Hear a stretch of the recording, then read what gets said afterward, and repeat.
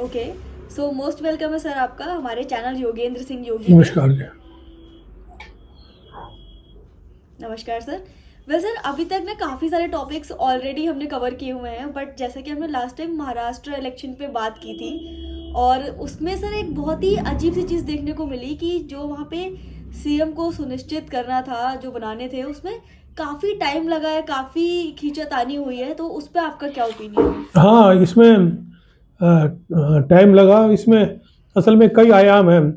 बाहर से दिखने में तो ये लग रहा था कि सरकार बनी है तो तीन गुट है, एक शिंदे गुट है शिवसेना का, और एक शरद पवार के जो पार्टी टूट के अजीत पवार का गुट है, एनसीपी और बीजेपी। ये तीनों भारी बहुमत से जीत के आए, पर सरकार बनाने में देर लग रही थी।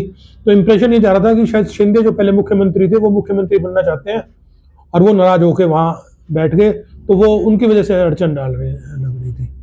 पर असल में जो मुझे लगता है वो बात ये नहीं थी।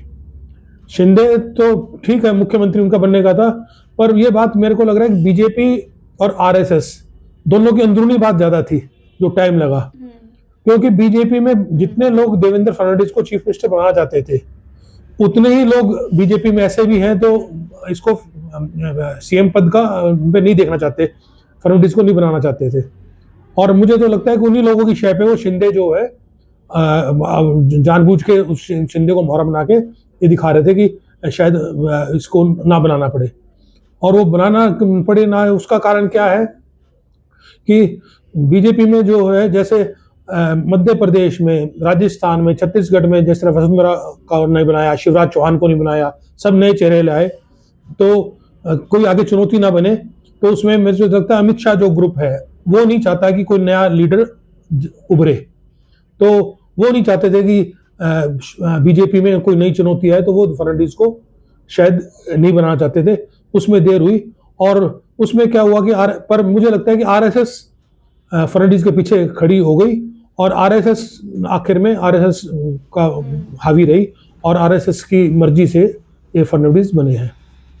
और असल में दो बातें और थी कि पिछला जो लोकसभा इलेक्शन था उसमें लोकसभा इलेक्शन से पहले नड्डा ने ये कह दिया था कि हम बीजेपी इतनी बड़ी पार्टी हो गई, अब हमें आरएसएस की जरूरत नहीं है। और असल में आरएसएस की ये एक पॉलिटिकल विंग है, पता नहीं उनको किस तरह से नड्डा, अमित शाह, मोदी घमंड हो गया, तो उन्होंने ऐसा बयान दिया। और जब लोकसभा के चुनाव आए और वो बहुमत से नीचे रह गए, तो इन सबको होश ठिकाने आए। और उसके तुरंत बाद हरियाणा इलेक्शन हुआ और महाराष्ट्र, हालांकि वैसे इलेक्शन तो 4 हुए, जिसमें 2 में बीजेपी जीती पर और 2 में हारी, पर जो मुख्य आकर्षण था वो पहले हरियाणा था और फिर महाराष्ट्र। तो उसमें बीजेपी की जो बम्पर जीत हुई, तो आरएसएस ने फिर अपनी हैसियत दिखा दी कि अगर हम लगेंगे तो हमने हरियाणा भी ढंग जिता दिया और महाराष्ट्र भी जितवा दिया। हालांकि उसमें और भी बहुत कारण है, अडानी का है, इलेक्शन कमीशन का है, पर आरएसएस का भी बड़ा रोल है। तो इस तरह से ये आरएसएस से बीजेपी के रिश्ते भी अब नए तरह से, जैसे एक बार मतलब कि लग रहे थे कि आरएसएस के चुंगल से निकल जाएंगे, पर आरएसएस का अब दोबारा से फडणवीस के बनने से ऐसा लग रहा है कि ये जो है अब आरएसएस का प्रभुत्व बढ़ गया है। और ये बात अभी ऐसा लग रहा है देखने में इस तरह से। तो इसलिए थोड़ा सा लेट हुआ, और आखिर में फडणवीस को देवेंद्र फडणवीस को बना दिया महाराष्ट्र का सीएम।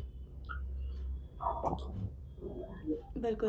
तो सर मतलब एक काफ़ी वैलिड रीज़न था उसके पीछे, मतलब बहुत सारी रिसर्च करके, और उन्होंने पूरा पास्ट का एनालिटिक्स करके उन्होंने दिमाग लगाया था कि किसको अभी बनाना है, दैट्स व्हाई डिले हुआ। सर इसी से रिलेटेड ना एक और क्वेश्चन निकल के आता है, जैसे ही हमें इसका आंसर मिलता है उसके बाद एक माइंड में और क्वेश्चन है कि लाइक इसका क्या असर पड़ेगा अभी आगे आने वाले देखो, टाइम में। वैसे तो मैं भविष्यवक्ता हूँ नहीं, पर ऐसे ही अंदाजा लगा रहा हूँ कि अंदाजा है कि जो बीजेपी की देश की राजनीति में और बीजेपी की राजनीति में बहुत बड़ा फर्क मुझे लग रहा है पड़ने का।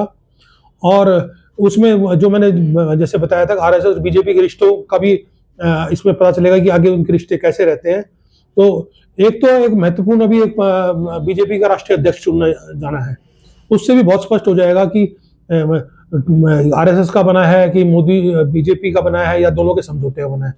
और दूसरा मेरे को लग रहा था कि जैसे बीजेपी में एक संघर्ष था, कि मुझे ऐसा लग रहा है कि अब मोदी जी की रिटायरमेंट का टाइम आगे आगे चलेगा और उसके आरएसएस प्लान करेगी। तो मोदी जी या तो 29 के इलेक्शन पर या उससे पहले रिटायर हो जाएंगे। तो सवाल ये पहले भी उठा था कि अगर मोदी जी रिप्लेस होंगे तो उनका पद कौन लेगा। तो उस टाइम जनरल चर्चा में नाम आ रहा था योगी और अमित शाह के बीच में टसल थी कि भाई एक तरफ तो लोग योगी के लिए सोच रहे थे क्योंकि वो हिंदूवादी चेहरा है और उनका पब्लिक में काफी प्रभाव है, और एक अमित शाह जिसके संगठन पर सरकार में कब्जा है। पर जो देवेंद्र फडणवीस बने हैं महाराष्ट्र के, तो अब ये मान के चलो कि ये तीसरा नाम और जुड़ गया है, और ये तीसरा नाम दौड़ में कोई बड़ी बात नहीं है कि वो इन दोनों नामों से भी शायद आगे निकल जाए। उसके कारण कई हैं। उसका कारण ये है कि योगी जी जैसे हिंदुत्व का तो फेस है, पर वो यूपी में ऐसे उलझे हुए हैं कि यूपी से नहीं निकल पा रहे। और योगी अगर मान लो प्रधानमंत्री के दावेदार भी बने तो सिर्फ हिंदू से और कट्टरवाद से बात नहीं बनेगी, कॉर्पोरेट वर्ल्ड का बहुत बड़ा रोल रहता है, कॉर्पोरेट वर्ल्ड का बैक होना जरूरी है। तो योगी के पीछे कॉर्पोरेट नहीं जुड़ेगा। देवेंद्र फडणवीस जो अपने महाराष्ट्र से हैं वो कॉर्पोरेट को जोड़ लेंगे, महाराष्ट्र की लॉबी उसको कर लेगी। और देवेंद्र फडणवीस यंग भी हैं, सोफिस्टिकेटेड भी हैं, पढ़े लिखे भी हैं, उम्र भी उनके साथ है, और ऐसे ही बात और फिर आरएसएस का साथ है। तो अब देखो कि आगे आने वाले दिनों में राजनीति बहुत दिलचस्प हो जाएगी कि ये पहले दो नाम थे, अभी तीसरा नाम समझ लो और जुड़ गया, बहुत बड़ा पोटेंशियल नाम जुड़ गया देवेंद्र फडणवीस का। तो मेरे ख्याल से बड़ी रोचक रहेगी आगे की राजनीति बीजेपी की। देखना पड़ेगा 2-3 साल में क्या डेवलपमेंट होती है। बिल्कुल, आगे के टॉपिक पे भी सर हम ऐसे ही कनेक्ट करते रहेंगे। आज के क्वेश्चन हमारे यहीं तक थे। Thank you so much. Thank you, धन्यवाद। और ऑडियंस से भी मेरी यही रिक्वेस्ट है, अगर आपने इस वीडियो को एंड तक देखा है, आप अपने ओपिनियन कमेंट में बता सकते हो। अगर आपको वीडियो थोड़ी सी भी अच्छी लगी है तो लाइक ज़रूर करना, and do subscribe our channel. Thank you so much.